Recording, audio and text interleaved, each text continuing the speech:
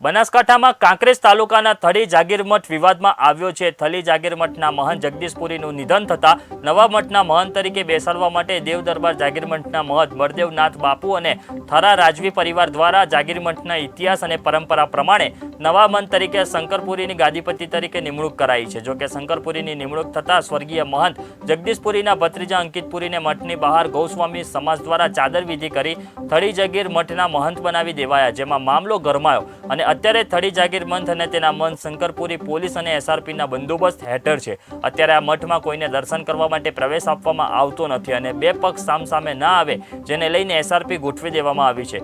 દેવ દરબારગઢના બારોટનું પણ કહેવું છે તેમની પાસે થાળી જાગીરમઠ, દેવ દરબારગઢ અને ઓગણ થળીનો ઇતિહાસ છે। દેવ દરબારગઢનો 1000 વર્ષ જૂનો ઇતિહાસ છે, થળી જાગીરમઠનો 450 વર્ષ જૂનો ઇતિહાસ છે। ત્યારે જાગીરદારોએ ભેટમાં આપેલી આ જમીન છે એટલે થળી જાગીરમઠ કહેવાય છે અને તેનું સંચાલન વર્ષોથી દેવ દરબારગઢ દ્વારા કરવામાં આવી રહ્યું છે અને દરબારગઢની પરંપરા મુજબ મહંતને સમાધિ લેતા પહેલા તેમની ગુરુગાદી અન્ય ચેલાને સોંપવામાં આવતી હોય છે। બાપુને દેવ થયા પછી આ જગ્યાનો પરંપરા રિવાજ એવો છે કે સમાધિ આપ્યા પહેલાં કોઈ પણ ગાદી ખાલી ન રહે એ માટે બીજા નિમણૂક કરવા પડે મહંત ગાદીપતિ। એ દિવસે બાપુ દેવ પામ્યા એ દિવસે દેવ દરબાર મહંત બળદેવનાથજી મહારાજ, થરા રાજવી પરિવાર અથવા આજુબાજુના તમામ ચૌધરી સમાજ છે, ઠાકોર સમાજ છે, રબારી, તમામ 18 આલમ ભેળા થઈ અને બધા નિર્ણય એવો લીધો કે ભાઈ સહમતીએ કે આ મંથને આપણે ગાદી ઉપર બેસાડીએ। ગામ બુંદીકોટા, દેશ પંજાબથી કેવલપુરી મહારાજ આવેલા, ત્યાં સિદ્ધપુર ગામે શ્રી સરસ્વતી નદીના કિનારે તપસ્યા બાપે કરી ત્યાં ધૂણીની સ્થાપના કરી। તેવામાં ઇન્દોરની મહારાણી શ્રી અહલ્યાબાઈએ અહલ્યાબાઈને પુત્ર ન હોવાથી બાપાને વિનંતી કરી કેવલપુરી તપસી બાપુને। તે સમયે તપસી બાપુને કહેવાથી અહલ્યાબાઈને પુત્રનો જન્મ થયો। એ વખતે અહલ્યાબાઈએ ગાયકવાડ મહારાજા ગોવિંદરાવ ખંડેરાવ ગાયકવાડ મહારાજા પાસેથી તે સમયનું ઓઢવા ગામ વેચાતું લઈ અને કેવલપુરી મહારાજને ગામ વેચાતું લઈને અર્પણ કરેલું।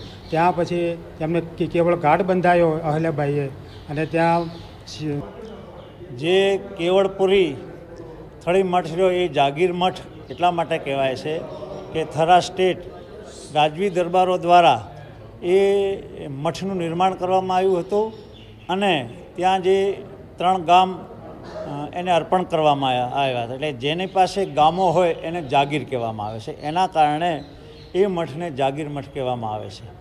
અત્યારે વિવાદ શું છે ત્યાં ગાદીને લઈને અત્યારે વિવાદ ચાલુ રહ્યો છે? અત્યારે અમારે જે ત્યાં મહંત બેઠેલા હતા જગદીશપુરી બાપુ, તેઓનું દેહાંત થયું એ પછી એ પરંપરા મુજબ અમે ત્યાં અમારા કરશનપુરી બાપુને ગાદીપતિ બનાવ્યા, એ વિવાદ છે। અને એ અમે જે અત્યાર સુધી જે અમારા વડવાઓ જે થરા સ્ટેટ અને કાંકરેજ તાલુકાના જાગીરદાર સમાજો દ્વારા ત્યાં મહંત સ્થાપિત કરવામાં આવે છે। આની પહેલાં જે જગદીશપુરી બાપુ હતા એમને મારા કાકા શ્રી વાઘેલા ગજેન્દ્રસિંહ રણજીતસિંહ દ્વારા અને જાગીરદાર સમાજ દ્વારા સ્થાપિત કરવામાં આવ્યા હતા। એની પહેલાં જે હરિપુરી બાપુ હતા એને પણ અમારા જાગીરદાર સમાજ અને અમારા થરા સ્ટેટ દ્વારા સ્થાપિત કરવામાં આવ્યા હતા। એની પહેલાં હતા મગનપુરી બાપુ, પોતે દેહી દૂધ હતું તે છતાં પણ એમને પણ અમારા થરા અને કાંકરેજ તાલુકાના જાગીરદાર સમાજ દ્વારા સ્થાપિત કરવામાં આવ્યા હતા। એ જ પરંપરાગત રીતે અમે આજે આ જે કરશનપુરીને એ દિવસે અમે સ્થાપિત કર્યા। એ દિવસે અમારે તમામ સમાજના લોકો હાજર હતા, એ આજુબાજુના ગામના લોકો પણ હાજર હતા। અને એમાં આપને જણાવું તો થળીને વિવાદ મરહુમ જે દેવલોક પામ્યા છે એવા મહંત શ્રી જગદીશપુરીજીને આજે 9મો દિવસ છે। એ 9મા દિવસ પહેલાં દેવલોક પામવાના પછી જે જગ્યા ખાલી પડી મંથ તરીકે, ત્યાં કોને બેસવું કોને બેહાડવા એ બાબતે વિવાદ છે।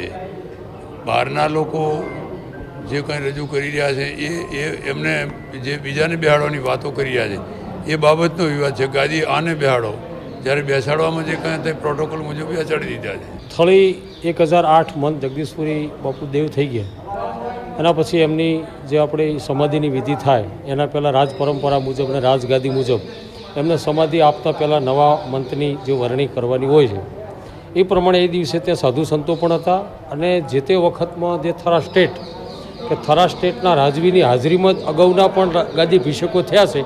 એ થરા સ્ટેટના રાજવી પણ ત્યાં માજી રાજવી પણ હાજર હતા. એ બધાની હાજરીમાં ત્યાં બેઠેલા બધા સાધુ સંતોની બધાની સંમતિ લઈ અને અમારા દેવદરબાર બાપુએ મંત્રની જાહેરાત કરી છે અને હર્ષભેરાને વધાવી પણ છે.